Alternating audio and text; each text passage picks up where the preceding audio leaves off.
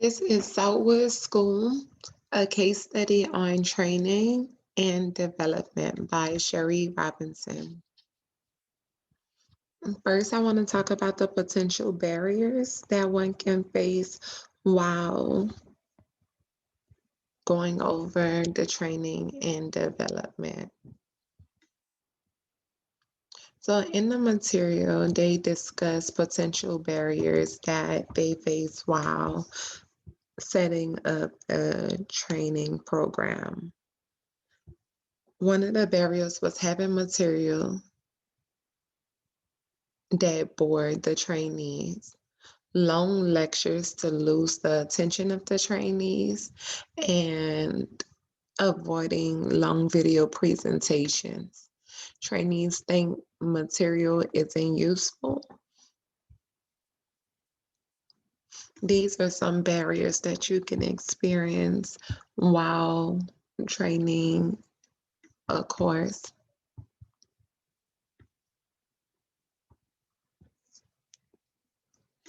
Breaking the ice. Knowing information about the participants could help you build a connection with others in a class, which help make training more of a personal experience, getting everyone in the classroom involved. The classmates know you will call them by name to answer questions if they don't volunteer and participate. This isn't to harass anyone or pick on them while in training. This just get them more involved. 100% motivation and participation. How to keep everyone in the class motivated and wanting to participate.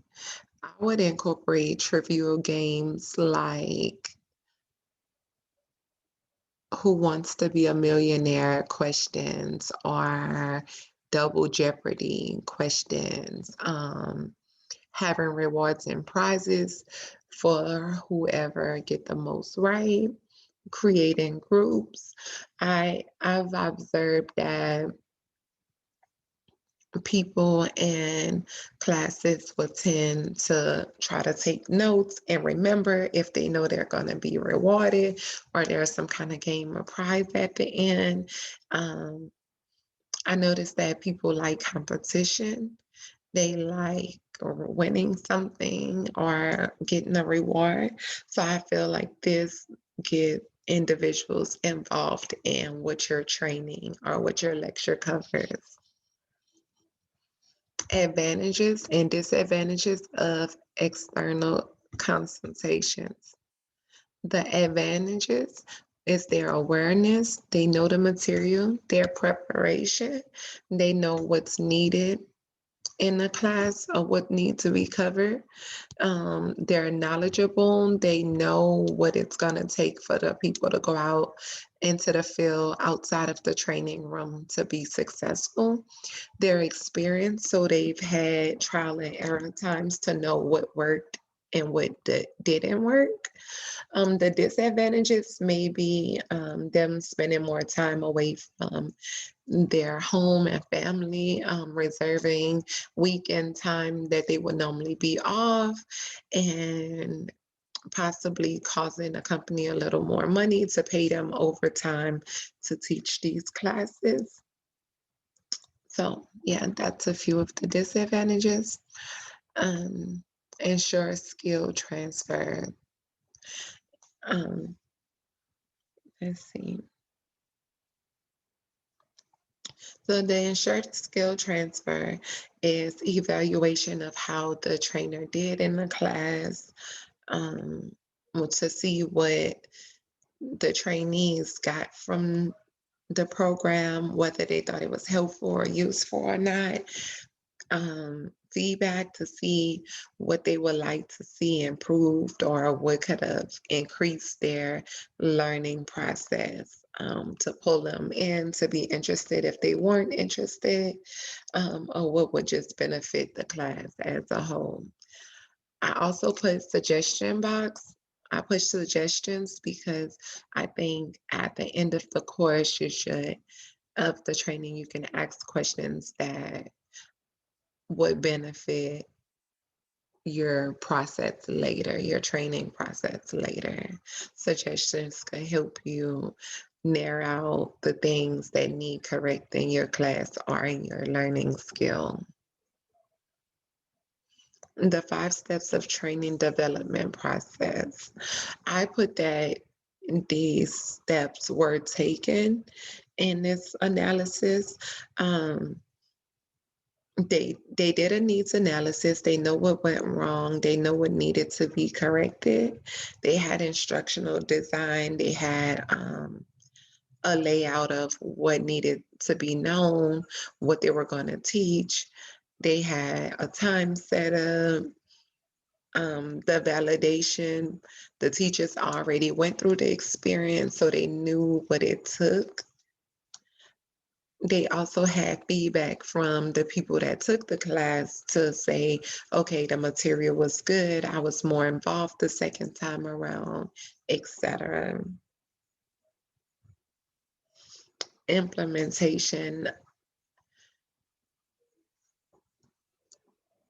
with the teachers being the trainers for the training class, they can implement things that they know take place on a work site, or, you know, for what the trainees are going to experience later. Evaluation and follow-up. They did do a follow-up after the class. They did do an evaluation on what the members thought, the trainers thought, the trainees, I'm sorry, thought of the learning process, the training.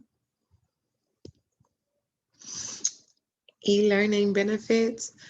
E-learning benefits are that it's flexible, that it's online. People can take it when it's convenient for them, after work, outside of work, with some people working full time or going to school. They'll have that flexibility to open up the laptop on their lunch break or whenever they have free time. It's resourceful and eco-friendly. I put eco-friendly because it'll be less material being passed around the classroom. It'll save paper if most of the material is on the computers or done electronically as far as tests and everything. In conclusion, teachers who've seen trial and error in the learning process are more creative when creating the second program, which the second program was extremely more successful. I noticed that in the second time, a lot of things that I noticed would hinder a person from paying attention for a long time would have been the long videos or the long lectures. I also put that they know the needs for the program. They know what it takes for the program to be successful, while also having in mind what's needed in the program for the trainees to be successful. So, in conclusion, for me, the teachers have the ins and out on what is needed in a program for the business to be successful. Thank you.